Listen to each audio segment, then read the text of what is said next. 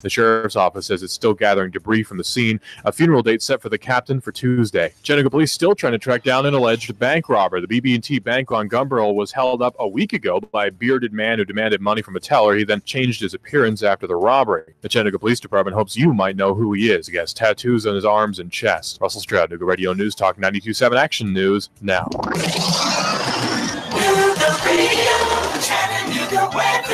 It's been lots of clouds, but drier weather out there for your afternoon. On the chilly side, high staying into the lower 40s tonight. Clouds will slowly decrease. Overnight lows near 30 with some patchy late fog. For Tuesday, a much nicer day. Lots of sun, highs back into the upper 40s. Dry, milder Wednesday.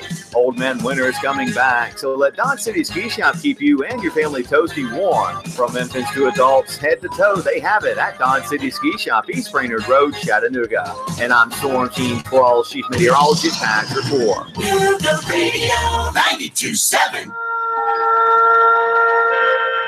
Space, the final frontier. Whether it's a man cave, she shed, or office, L&K Buildings and Trailer Sales has your space. The perfect portable building just for you. L&K Buildings and Trailer Sales is a premier building authorized dealer. You tired of paying high storage fees, lack of security, and not having easy access to your stuff? Then L&K has the building just for you. Or if you're looking for a mini home or the perfect hunting cabin, L&K has the building that will convert perfectly. Free delivery up to 50 miles. No credit checks and low monthly payments. Call L&K today at 706-858-0077. 706-858-0077. On Facebook, search L&K Buildings and Trailer Sales. 3532 Lakeview Drive, Rossville, Georgia. L&K's featured storage unit this month is a center cabin 12x32, featuring 15% off. L&K Buildings and Trailer Sales. Call 706-858-0077. I'm the dude. You know, that or his dudeness, duder, or El Duderino, if you're not into the whole brevity thing. Chattanooga Radio 92.7. Good morning.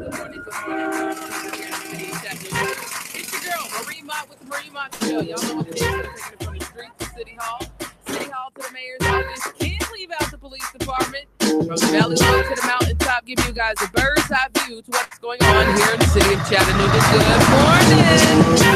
Good morning. What's going on, beautiful people? Oh, man, we are at the beginning of another week. This week is full of excitement and a lot of things going on here in the city of Chattanooga. This is a week-long celebration of Dr. Martin Luther King Jr.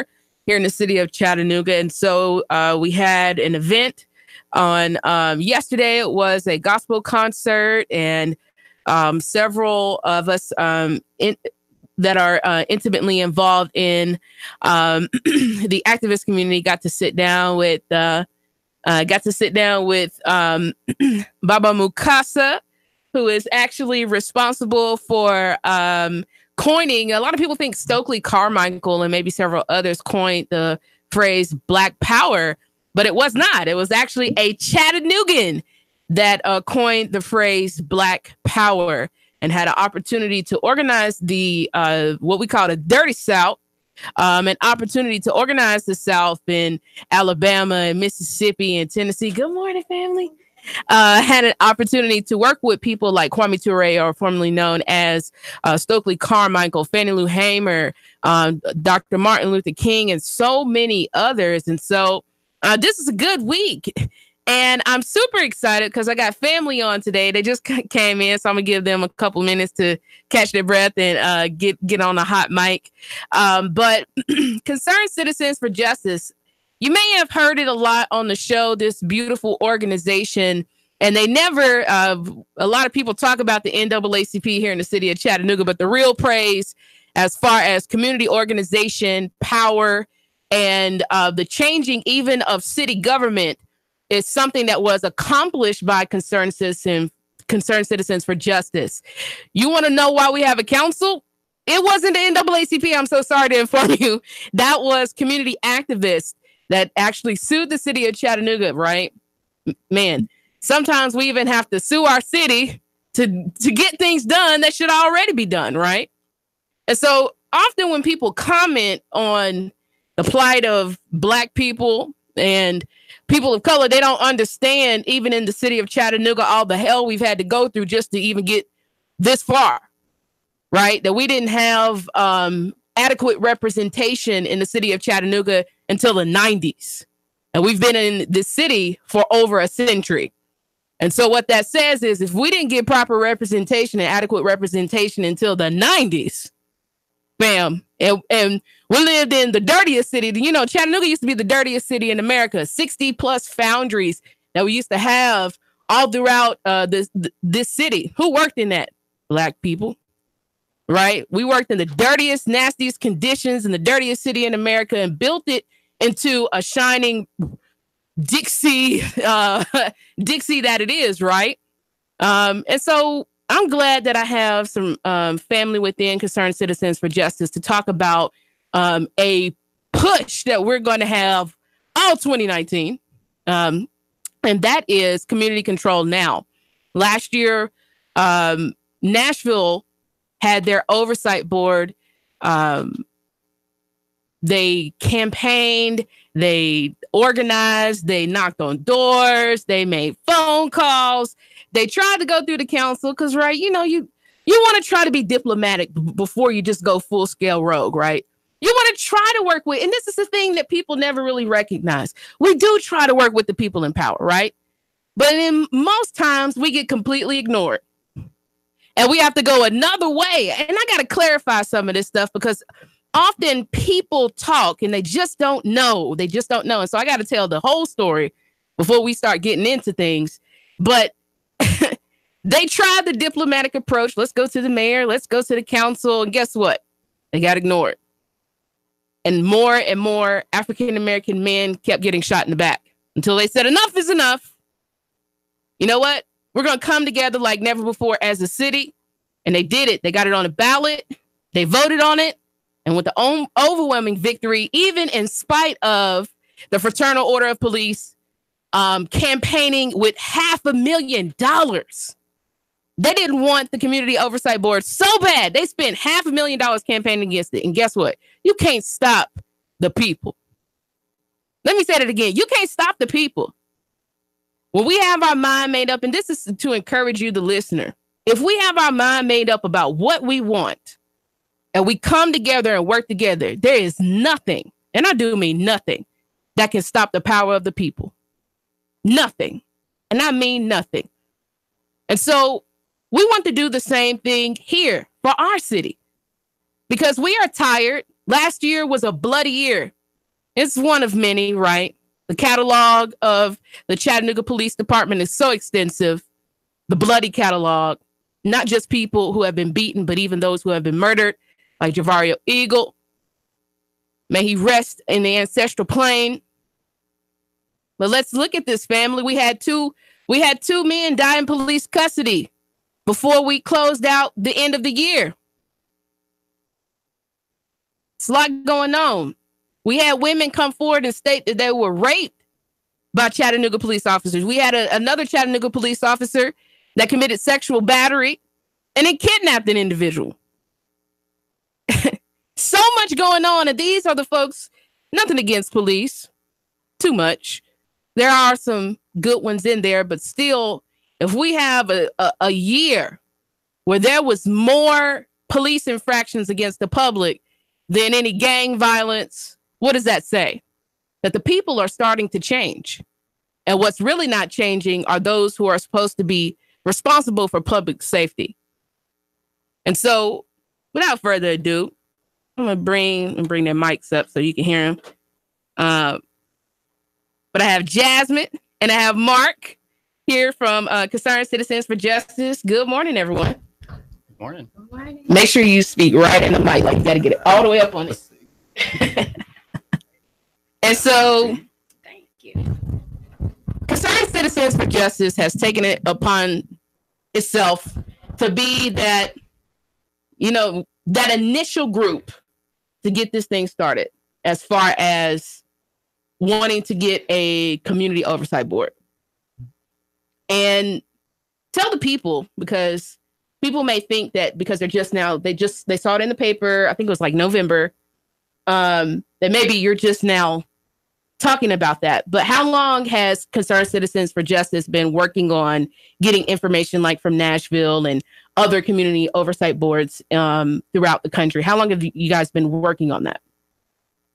Well, Concerned Citizens for Justice has been organizing around community control of the CPD for years. Mm-hmm. So that's been an ongoing process. And then CCJ is planning to implement a ballot initiative campaign inspired by the 2018 victory in Nashville with Amendment 1. So CCJ has been conducting research, tons of research, and partnering with other, grassroots movements, especially in Nashville. And with that, we have been researching the requirements for passing this initiative in Chattanooga. Okay. So it's been ongoing. That's from the legal perspective. Yes, that's definitely from the legal perspective. And on the sort of historical side, you talked a little bit about the long history of CCJ. CCJ has been working since 1984 to get community control of the police, if we're being real. It hadn't always looked like that. It has often looked like anti-state violence campaigns around all of these deaths in custody and stuff. Our organization was started by the daughter and comrades of a man, Wadey Suttles, who was murdered in the Chattanooga jail, which is now City Hall. Pause, because people need to... Sometimes I got to pause so I can repeat things for the listener. I get used to saying it like that isn't a huge deal. So for those when council persons talk about that there are not going to be any more disruptions, what they don't understand is they're legislating on hollow ground. Mm-hmm. Maybe I never put it in that context for them. So if they, just in case they're listening, you're legislating on hollow ground. I mean, we live in a city where we've had black men hung from the Walnut Street Bridge. This is our history, family. Yes. Right? Absolutely. And I mean, our elders, Miss Maxine, Brother Lorenzo Irvin, those folks were getting arrested throughout the 80s and 90s for bringing this stuff up at city council and calling for community control. So you mean people were getting arrested for trying to disrupt the system in the 80s about police violence against the people? Mm-hmm. Okay, you continue. Yeah. Yeah, I mean, so our organization has a very long history of doing this, using a lot of different tactics and strategies. And like Jasmine was saying, we didn't just pop up at the end of 2018 saying we're going to do what Nashville did is really dope. And it is super inspiring. And we've been working for 5 years to build relationships, not just with folks in Nashville, but with folks throughout the movement for Black Lives, folks in St. Louis, folks in places in California, places that are really leading the way in effective civilian oversight. Yeah, so we've been laying groundwork for years for this, and it's super exciting to finally be at the point where we can kind of show folks what we've been able to come up with and work with folks to turn that into what it needs to be for Chattanooga. Absolutely. Because, of course, we've got to do things within the context of our municipality. But also, I feel like when you make a plan, like if you're building a home, you have to have an architect, someone who has the experience to see the totality of a vision. And who better than people who have done that successfully? But then to have a wide variety, to have people in Nashville and then to have people in California and to have people in St. Louis or Chicago, that means you get a variety of perspectives of what works, what doesn't work, as far as organizing to get to that point. And even once we have solidified that victory, because I'm speaking into existence in the universe, that we are going to get that. We are going to accomplish that before the end of the year. That once we do have that, then what are the next steps? Because, of course, the work is not done once you win, right? That's like that's really kind of when the hard work kind of starts is after we have the celebration and everything, that you're like, oh man, we got to get to work. So to just clarify for the listener, what has been the feeling of Concerned Citizens for Justice continuously having continuously having to have more and more names added to the list of people that have either been slain by local law enforcement or been brutalized. What are some of the things that really drive community activism and the reason that Concerned Citizens for Justice rebooted and started going super hard about a lot of the things? And beyond that, people may not know, they work with food apartheid. Concerned Citizens for Justice has been instrumental with the Angela Moore case. And February, he's going to be back in court with additional evidence. And I'm looking forward to having a day off of the radio to cover that there as well. What is the feeling that really drives this initiative from just the experience of seeing these atrocities happen to the community? I think it's eye-opening. I feel like it's a bring it home factor. Oftentimes, even in my own experience, we think that incidences of police brutality and communities being victimized by the police, the very entity that's supposed to be protecting the people is the same entity that's harming the people. And oftentimes, I guess when we see it on Facebook and hear it about it being in cities that aren't Chattanooga, it seems very distant, very far away. And then when you hear it happening here, it's like, I felt compelled. Even though Chattanooga is not my home, I'm a Memphis native, it still touched my heart. I felt compelled. I knew I need to do something. If I could, feel strongly convicted about the things going on in Washington and Ferguson and all these other places, and then here it is happening right here, how can I turn a blind eye to that? How can I not feel compelled? How can I not get involved? And these are our brothers and sisters, people you see, walking downtown, or hey, how you doing? People you see at the grocery store. And then how can you not want to do something? How can you not feel compelled? How can you not want to get involved? Absolutely. To just know,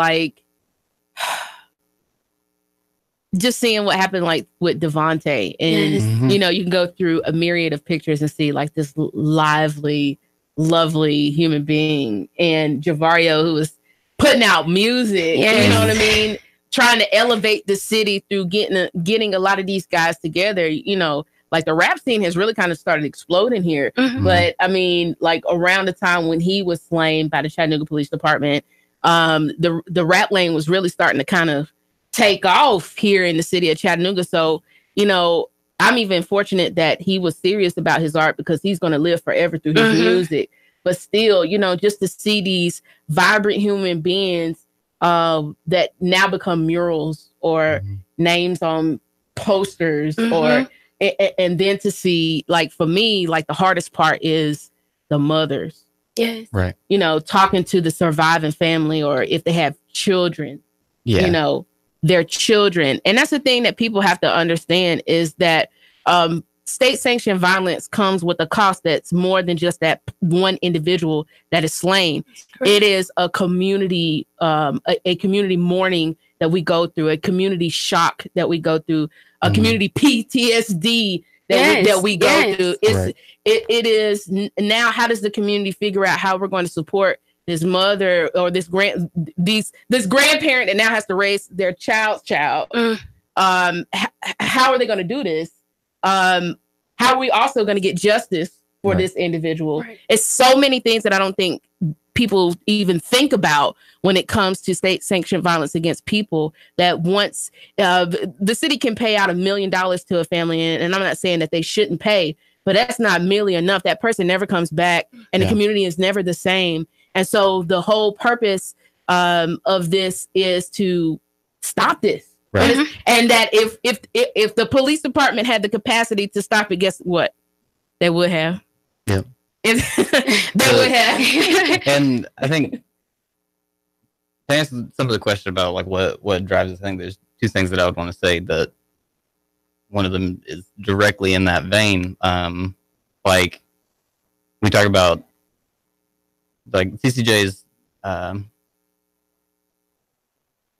published a list called Bloody Chattanooga, the Chattanooga body count, since I think it was originally published in the 90s, but it's got names of folks who've died in police custody by police violence, not just in Chattanooga, but surrounding areas all over the place. And yeah, we use that to document some of this violence that we see every day. But yeah, to what you're saying, it's not names for us. Mm-hmm. It's family members. It's like Miss Katina Eagle. It's Lachey and her family. It's these folks who we have relationships with, who, like, we're not just tired of adding names to a list. We're tired of having to go to these funerals. Yes. So that, like, that's one side of it for me. And I think the other side is looking at how all this is connected. Like, it's not an issue of bad apples. It's not an issue of having a couple racist police. It's culture. Well, it's culture, and it's like materialism. It's the material base for this stuff, because what CCJ knows and has tried to spread through the way that we talk to folks for years now, in the most organized way through the perfect storm, is how this police violence is directly tied to who has and who doesn't in this city.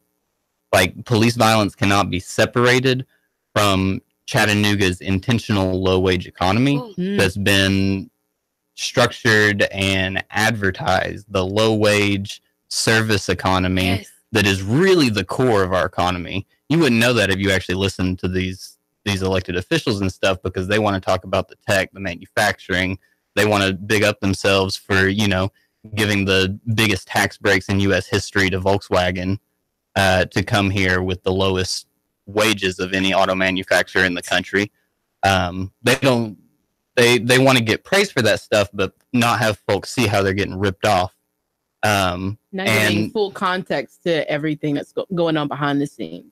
Right. So it's like even the manufacturing and like tech jobs that are coming that have like higher wages is like, that's not the majority of it. The majority is restaurants. Like, we love the tourism economy, and that's low wage work that I've done for 7 years. Y'all stay tuned for the second half of the segment. I got my family here, Concerned Citizens for Justice, and we're talking about community control now, the road to freedom, and what it's going to say, what it looks like.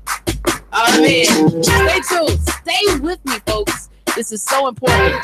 Change is on the way. Do you believe it? You should believe it. 3, 2, 1. Chattanooga Radio. Digital FM 95.3 HD4. 92.7 FM's news now. Home on Faust Street burned up twice. Chattanooga firemen called out to Faust Street after a family called 911 reporting a fire. Firefighters got the fire extinguished in about 20 minutes, but the next day the fire reignited again, was quickly put out. The Red Cross has stepped in to help the family. Verizon customers in Sequatchie County urged to call 911 from a landline instead of their cell phones when reporting an emergency. Reports say dispatch is experiencing an outage with Verizon, which they hope to get fixed soon. And the CPD has gotten good at clearing homicide cases. According to the TFP, only 3 of 2018's murders remain unsolved. The department has an 87% success rate for the year. One high-profile case, though, stands out: the murder of Cache Peterson outside Southside Social. Her murder remains unsolved despite the hard work of detectives. Val St. John for Nooga Radio, News Talk 92.7, Action News Now. Sean Hannity, weekday afternoons from 3 to 6 p.m. on Nooga Radio 92.7 FM.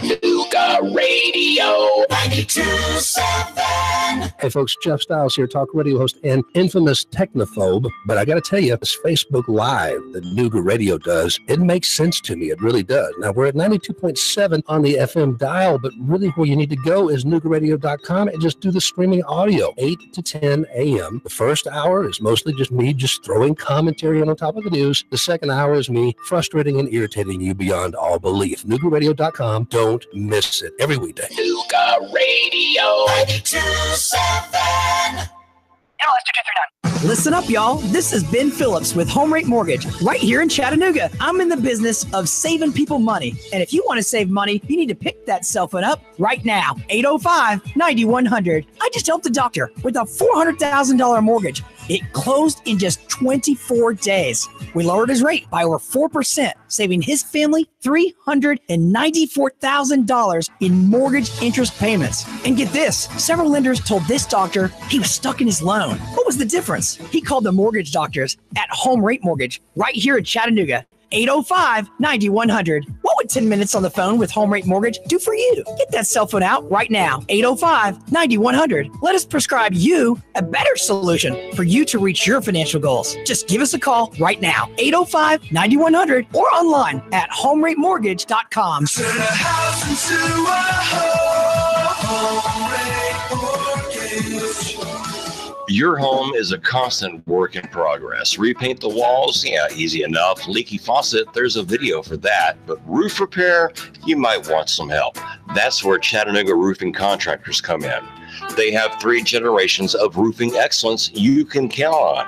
Leave the ladder in the garage. Go to chatroofing.com. That's chatroofing.com for Chattanooga Roofing Contractors, a roofing company you can trust.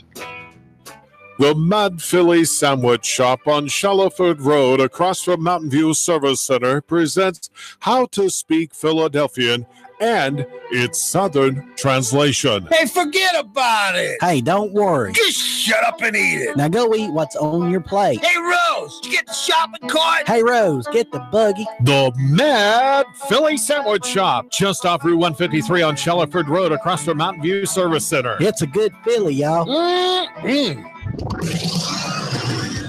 The radio, Chattanooga weather. It's been lots of clouds, but drier weather out there for your afternoon. On the chilly side, high staying into the lower 40s tonight. Clouds will slowly decrease. Overnight lows near 30 with some patchy late fog. For Tuesday, a much nicer day. Lots of sun, highs back into the upper 40s. Dry and milder Wednesday. Old man winter is coming back, so let Dodge City Ski Shop keep you and your family toasty warm. From infants to adults, head to toe, they have it at Dodge City Ski Shop, East Brainerd Road, Chattanooga. And I'm Storm Team 12 Chief Meteorologist Patch Report. The radio 92.7. That's that familiar voice. That's right. Some people play music, some people talk fashion. But for me, my show is always about what's going on in the city of Chattanooga and not from the goody two-shoes. I tell the truth, and sometimes it hurts. But guess what? We got stuff going on in the city to start telling lies. I think it's enough lies being told. I think the people don't have enough access to information and the truth and what's going on and the plans.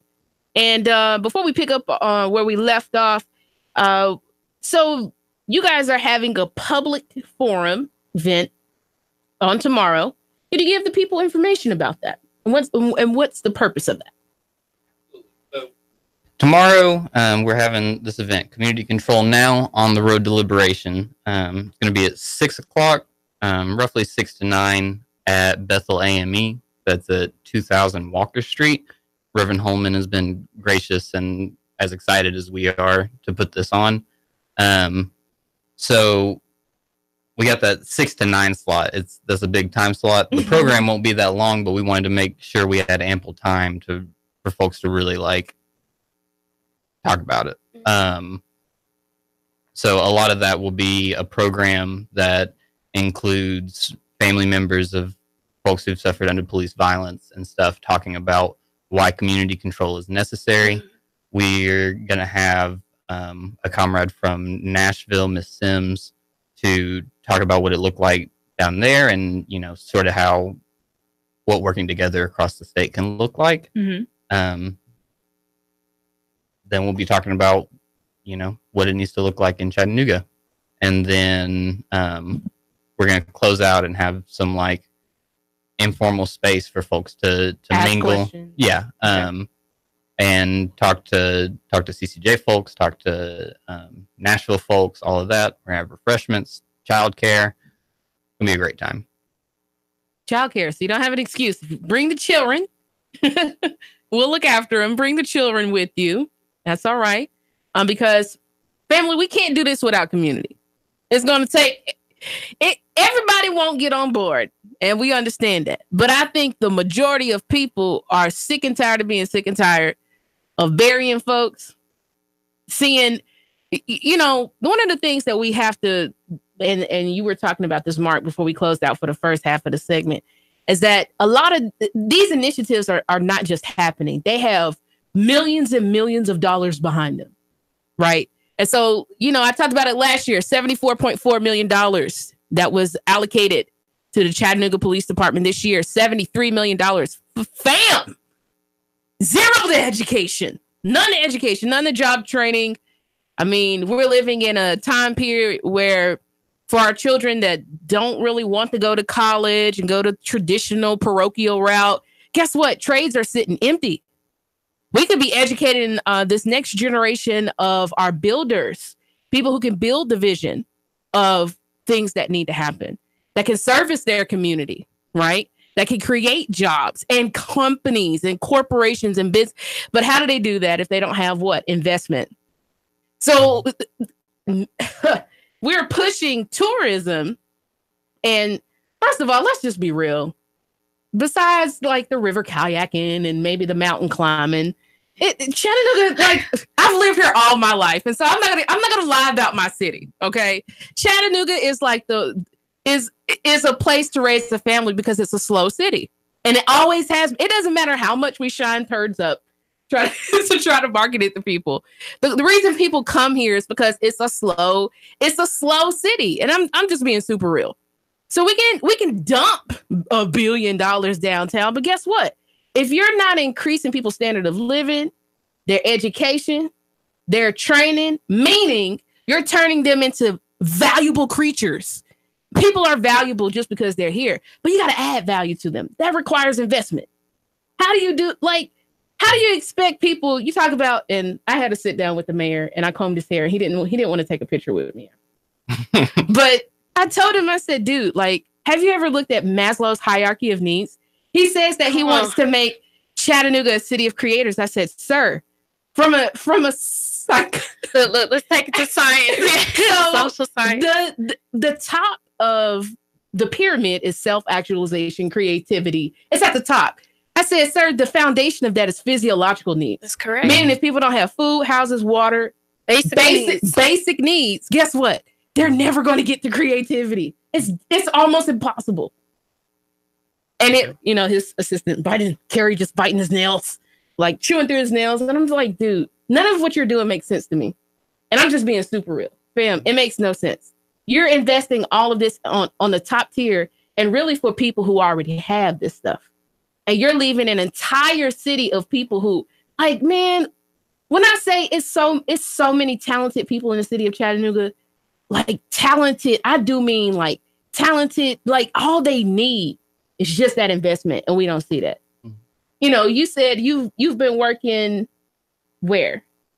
Restaurant. Kitchen. For 7 years. And that's slave labor. Really. Most people wouldn't agree, but I know for a fact, like that's slave labor. And I'm sure you're not making $50,000, $60,000, $70,000 a year.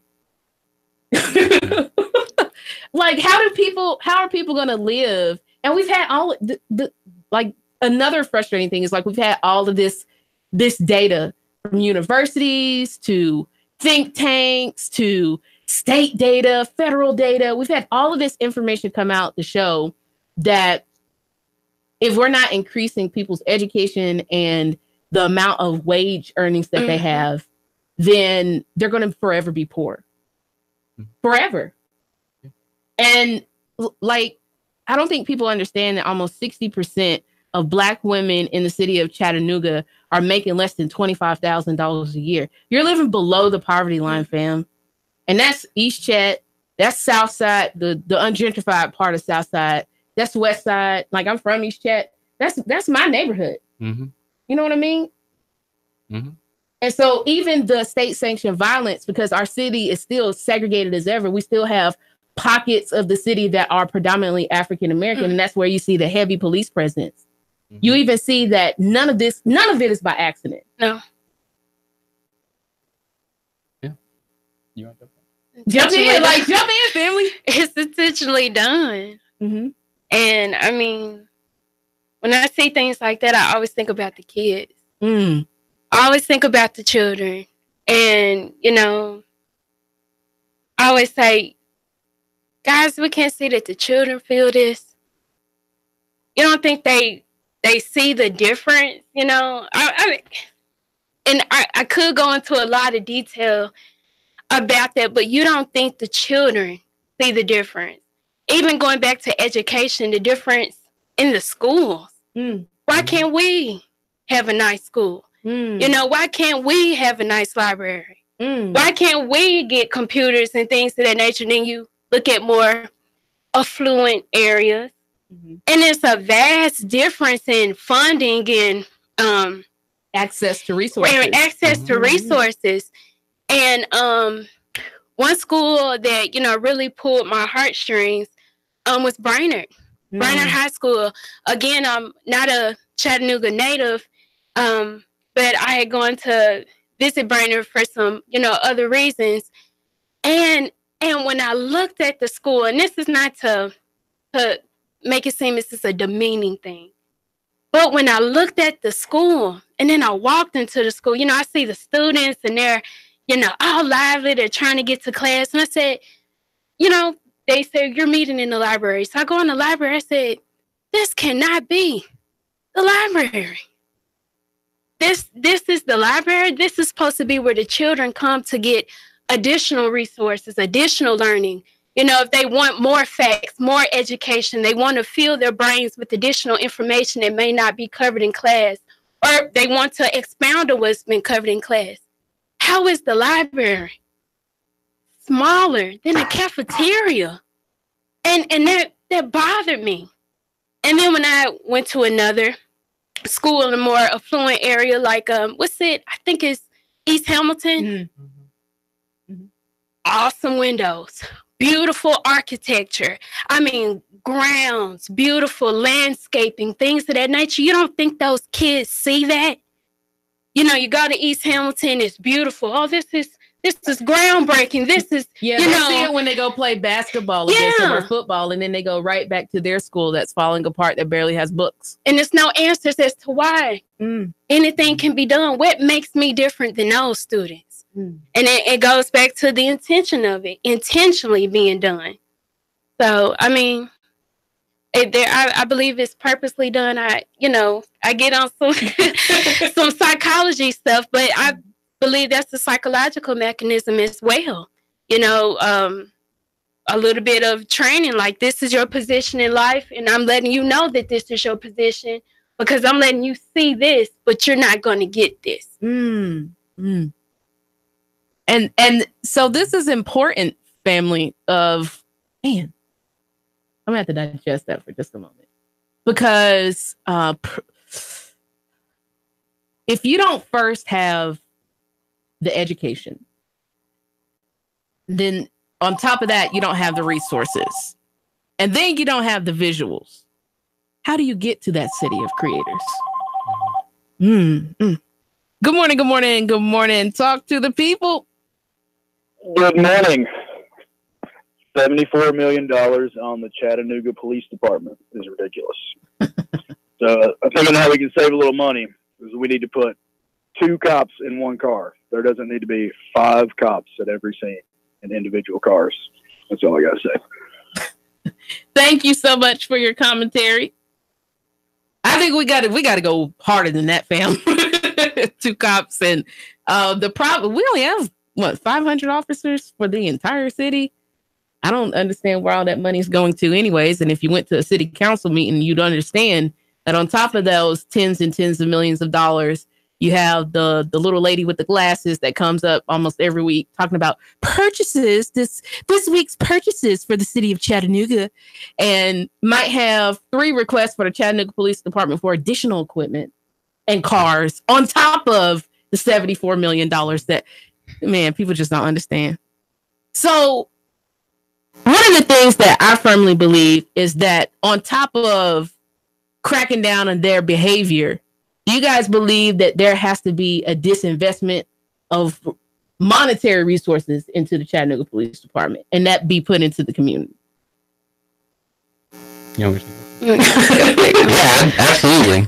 That's what we've been calling for years. With like, it's not just disinvestment from the police, because what we know is that like probably most of the money that the Chattanooga government does spend on economic development isn't economic development that actually benefits the communities that we're talking about. It goes to like millions and millions in renovations for the Walnut Street Bridge. It goes to funding like arts nonprofits. That arts are important, but recognizing arts nonprofits' role in gentrification is also important. Like CCJ has talked for a long time about the need for actual community investment that looks like collective ownership. We need examples, right? So we need community land trusts that allow folks to hold property in common. Like, we don't believe just in equal opportunity gentrification. Like, if you have some black developers flipping houses, you're still going to be pushing out working class folks. You're still going to be pushing out elderly folks, single moms that can't afford their rent to go up. So we've talked for a long time about the need for like community land trusts, where land and housing is actually taken off the market, and held in a trust with the explicit intent of it being affordable. We've also talked a whole lot about the need for like worker and community owned cooperatives. It's like none of these people like Publix or Whole Foods. Yeah, none of these people want to, which is now owned by Amazon. Right. None of these people want to like actually address food apartheid in the city because it's not economically profitable for them. So you mean putting another Publix on Broad Street is not going to solve the problems? Right. Yeah. But like what we know is that especially after Bueller's closed, it's like 3, 4, 5 miles for folks on the west side to get to groceries. Let me pause right there, because people, unless you're from the city of Chattanooga or you've been here a while, you may not know what Bueller's was. And Bueller's was a grocery store that was downtown for a very long period of time, like 100 years. I think it was like almost 100 years or at 100 years. And so for the west side residents had easy access to get to Bueller's to go get groceries. Like, as a matter of fact, like that's where my grandma would get her oxtails and get and even then, round trip from the west side where you got all these elderly folks, you got folks without reliable transportation. Take the stuff. Sorry, it's 3 miles round trip, and that's what it was before the situation got worse. So, I mean, a part of it is like looking at community and worker-owned cooperatives that actually build wealth rather than build hierarchies. You've got people all over the place. There's a Renaissance Community Co-op in Greensboro. That's a relatively new, actually community-owned grocery store. Like, the funding was raised through like years of funding drives and stuff, funding it from the community. That wealth is shared with the community through like lower prices and through like the membership program with folks who are part of the cooperative and stuff like that. And yeah, like entrepreneurship is great, but what we need is collective entrepreneurship. Yes. Because what we know is like a couple folks having their own individual business and becoming successful capitalists does not spread the wealth. Like, it just doesn't. It has never worked. What we need to do is use the ways that already exist and are already being used all over the place to spread ownership. Because that's something that I think I talked about that yesterday on my Facebook, or maybe the day before, is that in particular, like in the African American community, it's always almost like these exceptions to the rule that make it through, and the rest of the people are left struggling, trying to figure out, how am I even going to have a life, even just 10% like that one person who might have made it out and been massively successful. And that's one of the things that I want to see, is that it's this whole movement of people being able to start taking back their communities and maybe taking the advice of people, stop coming down to the city council and asking for stuff. Okay, then you might just get what you want. Yeah, we're going to start fighting back. But that's cool. I'm proud of Concerned Citizens for Justice, because in a lot of ways, you guys are the unheralded heroes of community activism in the city of Chattanooga. There are a lot of people who get in front of mics and make comments and get on the radio and make statements. But anytime there's something happening in the community, you guys are like the ones that people call, and the ones that immediately respond to what's happening, right? And I'm really, really grateful that you guys are taking this initiative and then looking to bring in the community, and especially unveiling it during Martin Luther King Jr. weekend. Even though he was not the only person that was responsible for the civil rights movement, he's been propelled to legendary status. But a lot of the legends of the civil rights movement are those names you really don't know, like Ella Baker, Fannie Lou Hamer, the organizers. Go ahead. Baba Mukasa. Baba Mukasa, who we're going to be celebrating tonight with an honor that he righteously deserves. And it's, man, to even see that we have, from even a small town like this, right? Even a small town like this, man, I didn't become privy to this information until I was an adult. And I've lived here in my entire life. I didn't even know we had an NAACP, really, to be honest. But to even, to start finding out that we have a real rich history of organizing in the city has been very, very refreshing to find that out in my lifetime. And I love talking about things like this on my show, because hopefully other people are learning with me, and then they can tell these stories to their children, so they're not like feeling helpless, like nobody has ever tried to make a change in the city. But we have. To see that people got together and said, we're tired of not having representation. We're just going to do our own thing, and then we're going to tax the city for it. That's boss moves right there. Man, that's boss moves. Good morning, good morning, good morning. Talk to the people. Hello? Call back, caller, 423-800. Oh, 8949. We're done with the show already? Say that one more time for people closing out. Where are you going to be tomorrow? So we are going to be at Bethel AME Church at 6 o'clock. That's 2000 Walker Street, Reverend Holmes Congregation, for Community Fulfill Now on the road to liberation. Y'all know what it is. If no one is taking the time today to tell you that they love you, I love you. Guess what? There's absolutely nothing that you can do about it. See you guys back tomorrow on the Marie Mott Show. 3, 2, 1. Chattanooga Radio. Digital FM 95.3 HD4. 92.7 FM's news.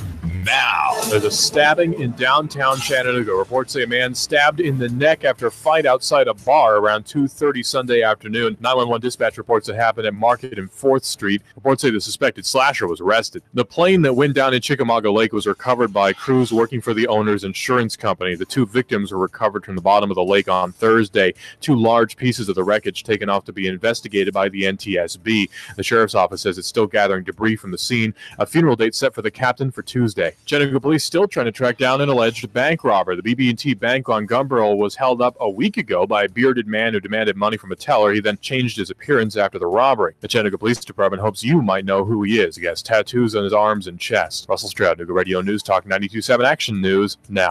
Chattanooga Morning News with Russ and Val. Weekdays from 6 to 9 a.m. on Nooga Radio 92.7 FM. The first responders, these are the men and women who put themselves in harm's way for us. And here at Nooga Radio, we want to do our part to say thank you. On Nooga Radio, every Friday is First Responder Friday. We'll honor a first responder with a thank you gift from Nooga Radio's community partners. If there's a first responder you'd like us to honor, go to NoogaRadio.com and submit your nomination. First Responder Friday, sponsored by Doug Yates Towing and Recovery, the Mad Philly Sandwich Shop, New York Pizza Department, and Nooga Radio 92.7 FM. I'm always watching the Travel Channel. There's this